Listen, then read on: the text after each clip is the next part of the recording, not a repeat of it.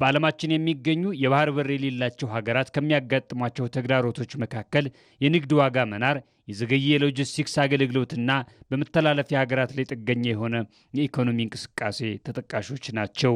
በመሆኑም የባህር በር ማግኘት የተረጋጋና ሉዓላዊ የሆነ ኢኮኖሚን ከመገንባት ባሻገር ያልተጋነነ የሸቀጦች ዋጋ እንዲኖር ያስችላል።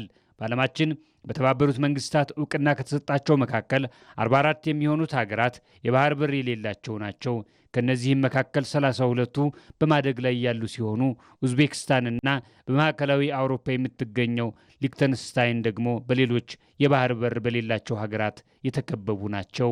እነዚህ በዓለማችን የሚገኙ የባህር በር የሌላቸው ሀገራት ከባህርና ከውቅያኖስ ከሚዋሰኑ ሀገራት የሁለትዮሽና ባለብዙ ወገን ስምምነቶችን በማድረግ ተጠቃሚ ናቸው። ከ30 እስከ 40 የሚሆኑት ሀገራት ቢያንስ ከአንድ የባህር በር ካለው ሀገር ጋር ዓለም አቀፍ ሕጎቹን ማዕቀፍ ያደረገ ስምምነቶችን በማድረግ ችግሮቻቸውን እየቀረፉ ይገኛሉ። ወደብ የሌላቸው ሀገሮች መብት አላቸው። አጠገባቸው ካለ ሀገር ጋር ሰላማዊ በሆነ መንገድ በር ተከፍቶላቸው ብዙ ተጽዕኖ የሌለበት፣ ታክስ የሌለበት፣ መዘግየት የሌለበት አገራቸውን በማይጎዳ መንገድ ትራፊክ ውጭ የሚያስወጡትና ውጭ የሚገቡትን እቃቸውንም ሆነ የሚያሸጋግሩትን ነገር በነፃ እንዲያደርጉ ይፈቅዳል። ማለት በነፃ ስንል ታክስ አይከፍሉበትም። ያ እቃ በሚገባበት ጊዜ በሚወጣበት ጊዜ አይከፈልም። ግን ከሀገሪቱ ሀገር ስምምነት ተደርገው ለምሳሌ ወደቡ ላይ ለሚሰጡ አገልግሎቶች አስፈላጊው ነገር ለዛ አገልግሎት ይሰጣቸዋል ማለት ነው። እንደ ፓራጓይ፣ ሩዋንዳ፣ ቦሊቪያ እና ኔፓል ያሉ ሀገራት ደግሞ በሊዝ በተገኘ ሉዓላዊ ባልሆነ የግዢ ስምምነት በማድረግ የባህር በር ፍላጎቶቻቸውን በከፍተኛ ወጪ እውን እያደረጉ ይገኛሉ። ኢትዮጵያ የባህር በር ያጣችው ተፈጥሯዊ በሆነ መልክዓ ምድራዊ አቀማመጥ አለመሆኑ ከሌሎቹ የባህር በር ከሌላቸው ሀገራት ለየት ያደርጋታል።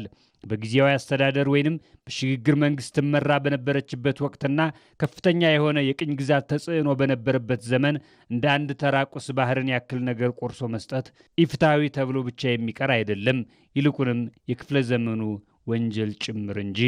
የሽግግር መንግስቱ ጊዜ ቢያንስ ለኤርትራ እውቅና በሚሰጥበት ጊዜ እኛ የባህር በር ልናገኝ የምንችልበትን ነገር እንደ አጀንዳ ይዞ መነጋገርና የስምምነቱ አካል ማድረግ ይገባ ነበር። ኢትዮጵያ ለ3 አስርት ዓመታት በልዩ ልዩ የንግድ ስምምነቶች እንደ ጅቡቲ ካሉ ጎረቤቶቿ ጋር በትብብር ስትሰራ ብትቆይም ካላት ኢኮኖሚያዊ ፍላጎትና የህዝብ ቁጥር እድገት እንዲሁም የቀጣናው ጂኦፖለቲካዊ ውጥረት የራሳዊ የሆነ የባህር በር ሳይኖራት መቆየት የምትችል አይደለችም።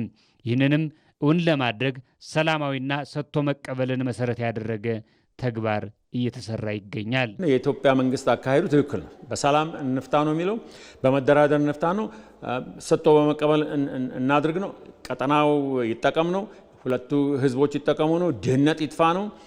ከጦርነት ምንም እናገኘው ነገር የለም። አብረን ብንሰራ የተሻለ ነገር እናገኛለን። የባህር በር ከሌላቸው ሀገራት መካከል የቦሊቪያ ተሞክሮ ትልቅ ትምህርት የሚወሰድበት ነው።